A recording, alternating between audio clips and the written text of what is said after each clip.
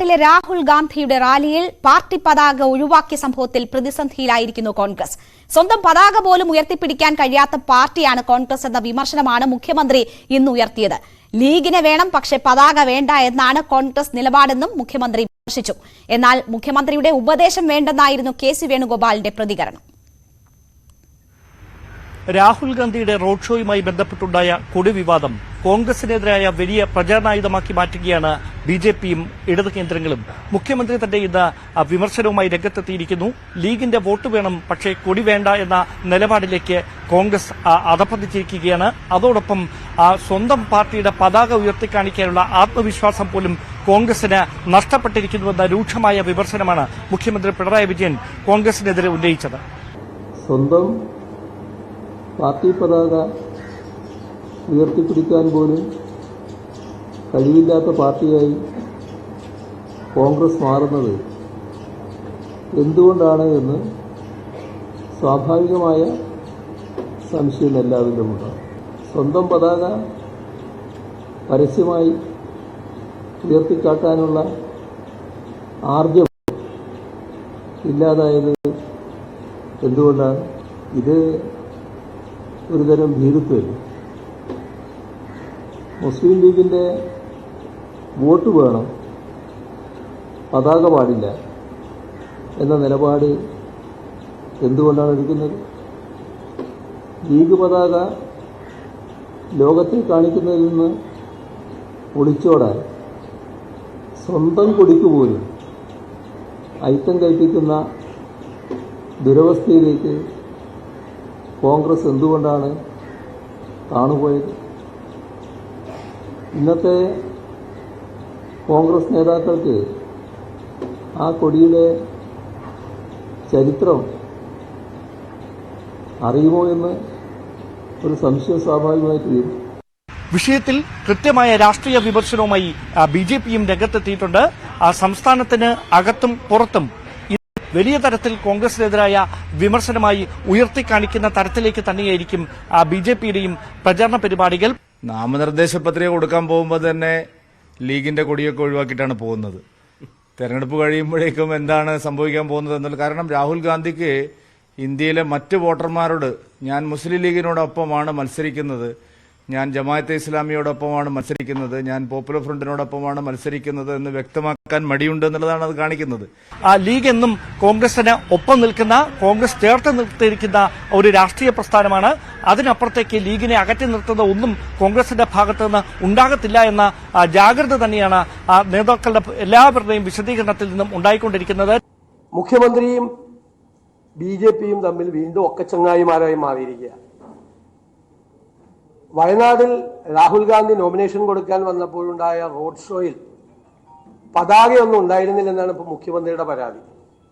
ഞങ്ങൾ എങ്ങനെ പ്രചരണം നടത്തണമെന്ന് മുഖ്യമന്ത്രി ഞങ്ങൾക്ക് സ്റ്റഡി ക്ലാസ് എടുക്കേണ്ട, അത് AKG സെന്ററിൽ നിന്ന് തീരുമാനിക്കുന്നതല്ല ഞങ്ങളുടെ പ്രചരണ രീതി.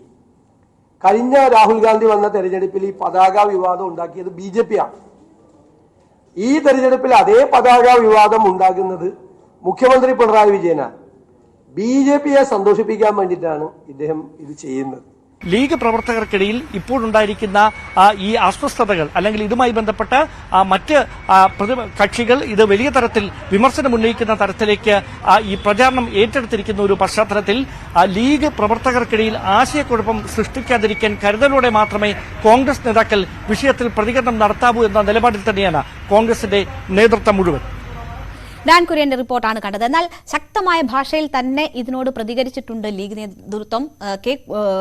പി.കെ. കുഞ്ഞാലിക്കുട്ടിയുടെ വാക്കുകൾ കാണാം നമുക്ക്. കോൺഗ്രസിന്റെ കൊടിയുമായി കൂട്ടിക്കെട്ടാതെ കേരളത്തിന് പുറത്ത് CPM-ന് കൊടി ഉയർത്താൻ കഴിയില്ല എന്നാണ് പി.കെ. കുഞ്ഞാലിക്കുട്ടി വിമർശിച്ചത്. വയനാട്ടില് രാഹുൽ ഗാന്ധി വന്നപ്പോ ഞങ്ങളുടെ കൊടിയുണ്ടോ, കോൺഗ്രസിന്റെ കൊടിയുണ്ടോ എന്നാണ് ഇപ്പോ ഞങ്ങളോട് അവര് ചോദിച്ചുകൊണ്ടിരിക്കുന്നത്. പക്ഷേ ബഹുമാന മുഖ്യമന്ത്രി ഇന്നാ ചോദിച്ചു, ഈ രാജ്യത്ത് അങ്ങനെ വല്ല ചോദ്യം ചോദിക്കാൻ പറ്റുമോ? ആർക്കെങ്കിലും അങ്ങനെ ഒന്ന് ചോദിക്കാനുള്ള അവകാശമുണ്ടോ?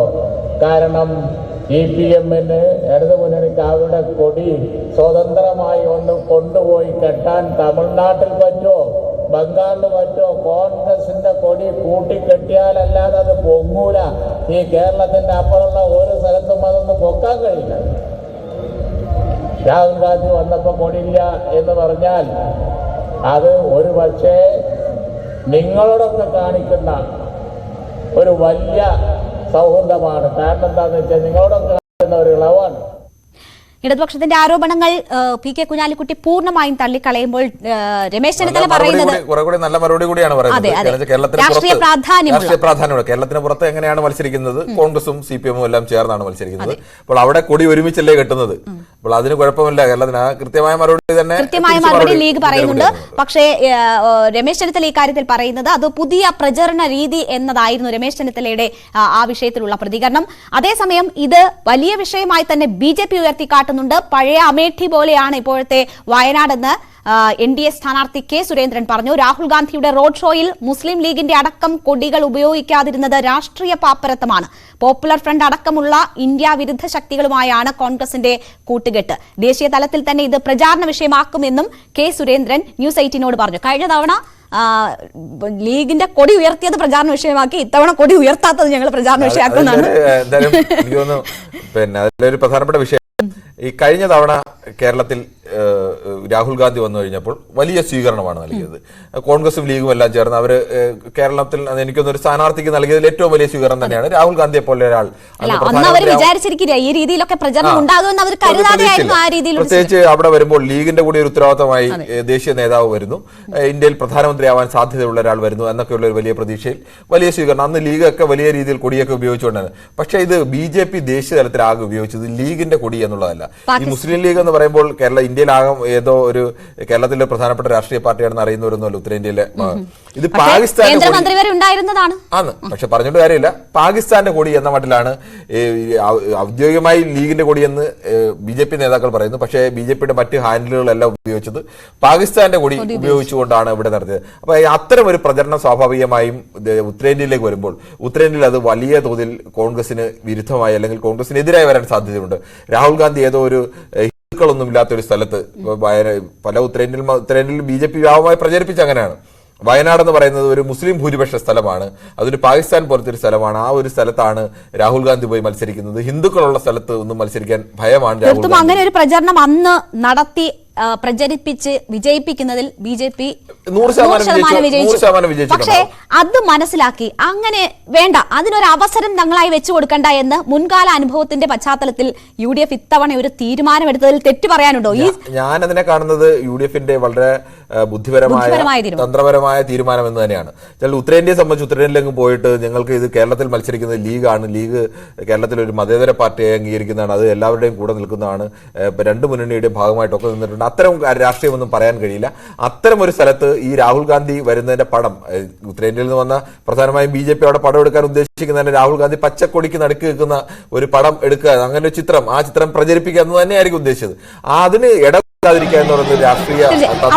പക്ഷേ അങ്ങനെ ഒരു തീരുമാനം അവർ എടുക്കുമ്പോൾ പോലും കിരൺ, ഇതിപ്പോൾ എന്താ പറയുന്നേ, മതേതരത്വം സംരക്ഷിക്കാൻ, ഇന്ത്യയുടെ സ്വത്വം സംരക്ഷിക്കാൻ വേണ്ടിയുള്ള തിരഞ്ഞെടുപ്പ് എന്ന് പറയുമ്പോൾ തന്നെ അവിടെ BJP ഞങ്ങളെ ഇത് രീതിയിൽ തെറ്റിദ്ധരിപ്പിക്കുമോ എന്ന് പറഞ്ഞ് അവരുടെ ഭീഷണിക്ക് മുന്നിൽ വഴങ്ങിക്കൊടുത്തു എന്ന ഒരു ആരോപണം കൂടി ഉയരുന്നു. അല്ല രേണു, അത് പറയാം, അങ്ങനെ ആരോപണം പറയാം. അതുകൊണ്ടാണ് അവർ പരസ്യമായിട്ട് പറയാൻ ഇവർ ഇത്രയേ ഉള്ളൂ, ഇവർക്ക് അതിനെ പ്രതിരോധിക്കാൻ പറ്റുന്നില്ല. അതിനെ പ്രതിരോധിക്കാൻ വലിയ ശക്തിയിലേക്ക് അല്ല നിൽക്കുന്നത്. ഇപ്പോൾ അമേഠിയിലെ പരാജയം തന്നെ, അമേഠിയിൽ രാഹുൽ ഗാന്ധി പരാജയപ്പെട്ട സമയത്ത് ഏറ്റവും വലിയ BJPയുടെ ഇത്തരം ഒരു പ്രചരണത്തിന്റെ ഒരു ഉദാഹരണം കൂടിയായിരുന്നു.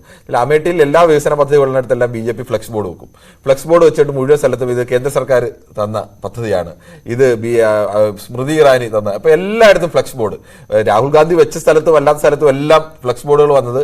സാധാരണഗതിയിൽ അമേഠിയിലെ ജനത്തിന് ആദ്യമായിട്ടാണ് അവിടെ ഒരു കേരളത്തിലെ പോലെ അങ്ങനെ വികസന പദ്ധതി വെച്ചിട്ട് ഫ്ലെക്സ് ബോർഡ് വെക്കുന്ന ഒരു പതിവൊന്നും അമേഠിയിലില്ല. അങ്ങനെ അവിടെ കാര്യമായ വികസനം ഇല്ലെന്നുള്ളത് വേറെ യാഥാർത്ഥ്യം. പക്ഷെ ഉള്ള വികസന സ്ഥലത്തോ അല്ലെങ്കിൽ ഒന്നും അങ്ങനെ ഒരു ഫ്ലെക്സിന്റെ ഒരു പക്ഷെ BJP ഫ്ലെക്സ് വെച്ച് വളരെ കൃത്യമായി തരാം. അപ്പൊ കോൺഗ്രസ് തന്നെ നിസ്സാരമായി കണ്ട് ഞങ്ങൾ ഇത്ര കാലമായി ജയിക്കുന്ന ഒരു മണ്ഡലമാണ്, ഇവിടെ ഫ്ലെക്സ് വെച്ചുകൊണ്ട് ഇവിടുത്തെ ജനങ്ങൾക്ക് തിരിച്ചറിയുക. പക്ഷേ BJPയുടെ ആ തന്ത്രത്തിന് മുന്നിൽ കോൺഗ്രസിന്റെ അഭിമാനമാണ് വീണുപോയെന്ന് ആലോചിക്കണം. രാഹുൽ ഗാന്ധിയെ പോലെ ഒരാൾ അമേഠി എന്നൊരു മണ്ഡലത്തിൽ പരാജയപ്പെടുമ്പോൾ കോൺഗ്രസിന് ദേശീയ തലത്തിലുണ്ടായ ഏറ്റവും വലിയ ഒരു മണ്ഡലത്തിലെ പരാജയം എന്ന നിലയ്ക്ക് ഏറ്റവും വലിയ തിരിച്ചടി. വയനാടില്ലായിരുന്നെങ്കിൽ രാഹുൽ ഗാന്ധി MP ആവാതെ മാറി നിൽക്കേണ്ട അവസ്ഥ വരെ രാഹുൽ ഗാന്ധിക്ക് ഉണ്ടാകുമായിരുന്നു. ആ ഒരു അവസ്ഥയ്ക്ക് അവർക്ക് ഇപ്പോൾ തിരിച്ചറിയുന്നു. അവരുടെ ശക്തി മാത്രം തിരിച്ചറിഞ്ഞാൽ പോരാ, കോൺഗ്രസിന്റെ ദൗർബല്യം കൂടി അവർ തിരിച്ചറിയുന്നു. ഈ കേരളം മാത്രമല്ല, കേരളത്തിലെ ജനങ്ങൾക്ക് ഇതെല്ലാം പറഞ്ഞാലും എന്തെല്ലാം വിവാദം ഉണ്ടായാലും കേരളത്തിലെ ജനങ്ങൾക്ക് സ്വാഭാവികമായും തിരിച്ചറിയാം. അവർ ഈ കൊടി വെച്ചെന്ന് കണ്ടിട്ടോ അല്ലെങ്കിൽ മറ്റേതെങ്കിലും കൊണ്ടല്ലോ വോട്ട് ചെയ്യുന്നത്. അവർക്ക് വ്യക്തമായ നിലപാടുകളുണ്ട്. ഈ സുരേന്ദ്രനെ പോലെയുള്ളവർ അല്ലെങ്കിൽ BJPയുടെ മറ്റ് നേതാക്കൾ ഉയർത്തുന്ന വിമർശനങ്ങൾ ഈ കേരളത്തിൽ മാത്രം ഒതുങ്ങും. മറ്റു രീതിയിൽ ചിത്രങ്ങളോ ദൃശ്യങ്ങളോ ഒന്നും മിസ്യൂസ് ചെയ്യപ്പെടുന്ന ഒരു സാഹചര്യം ഉണ്ടാകാതിരിക്കാനും കോൺഗ്രസിന് ഇങ്ങനെ ഒരു നിലപാടെടുത്തതിലൂടെ കഴിഞ്ഞു എന്ന് കിരൺ വിശ്വസിക്കുന്നു. വളരെ സ്വാഭാവികം. അത് തന്നെയാണ് എന്റെ യാഥാർത്ഥ്യം എന്ന് പറയുന്നത്. കോൺഗ്രസിന് ഇപ്പൊ അങ്ങനെ ഞങ്ങൾ ഇന്ന കാരണം കൊണ്ടാണ് കെട്ടാത്തത് എന്ന് പറഞ്ഞു കഴിഞ്ഞാൽ അത് ലീഗിനെ അവഹേളിക്കുന്നതിന് തുല്യമാവും. ലീഗിനെ പോലെ ഒരു പാർട്ടിയെ ഇത്ര കാലം കോൺഗ്രസ് ലീഗിനെ വിട്ട് മുന്നോട്ട് പോകാൻ കഴിയുകയില്ല കേരളത്തിൽ. അത്ര ഒരു പാർട്ടിയെ അവഹേളിക്കുന്നതിന് തുല്യം. അപ്പൊ ലീഗ് നേതാക്കൾക്കും വ്യക്തമായ ധാരണയുണ്ട്. ഇത് ആകെ കൂടി ഇന്ത്യ മുന്നണിയായിട്ട് മത്സരിക്കുമ്പോൾ ഇവിടെ ലീഗിന്റെ പിന്തുണയോടുകൂടിയാണ്, അത്തരം ഒരു സ്ഥലത്താണ് അല്ലെങ്കിൽ ഹിന്ദുക്കൾ ഇല്ലാ സ്ഥലത്താണെന്നൊക്കെ രീതിയിൽ പ്രചരണം വന്നു കഴിഞ്ഞാൽ അത് സ്വാഭാവികമാണ്. ഇപ്പൊ UP-യിലായാലും മാത്രമല്ല, ഈ ഉത്തരേന്ത്യയിലെ രാജസ്ഥാനിലായാലും മധ്യപ്രദേശിലായാലും ഉത്തരേന്ത്യയിലെ ബഹുഭൂരിപക്ഷ സംസ്ഥാനങ്ങളിൽ അവിടെയെല്ലാം ഈ കേരളത്തെ പോലെ ഒരു മുസ്ലിം പോപ്പുലാരിറ്റി ഉള്ള അത്രയും ജനസംഖ്യയുള്ള സ്ഥലങ്ങളല്ല. അല്ലാത്ത സ്ഥലങ്ങളിലെല്ലാം തന്നെ വ്യാപകമായി തന്നെ BJPക്ക് അനുകൂലമായ സംശയത്തിന് നിലയിലേക്ക് കോൺഗ്രസ് വീണ്ടും പോകാൻ ഇടം. ആ സംശയത്തിന് തെരഞ്ഞെടുപ്പിൽ തന്ത്രങ്ങളും അല്ലെങ്കിൽ നേരെ വാ എന്നത് മാത്രമല്ല, തെരഞ്ഞെടുപ്പിൽ ചില തന്ത്രങ്ങൾ കൂടിയുണ്ട്. ഇത് കോൺഗ്രസ് സാധാരണ ഇതിൽ ഇത്തരം തന്ത്രങ്ങളിൽ ഏറ്റവും കോൺഗ്രസിന്റെ കൊടി ഉപയോഗിച്ചിട്ട് ലീഗിന്റെ കൊടി ഉപയോഗിക്കാതിരിക്കുകയായിരുന്നു എങ്കിൽ കൂടുതൽ വിമർശനങ്ങൾ ഉയർന്നു വന്നേനെ. പക്ഷേ അവിടെ രണ്ടും വേണ്ട എന്ന തരത്തിലുള്ള ഒരു ബുദ്ധിപരമായ തീരുമാനം അവരെടുത്തു. പറഞ്ഞതുപോലെ ഞങ്ങളൊരു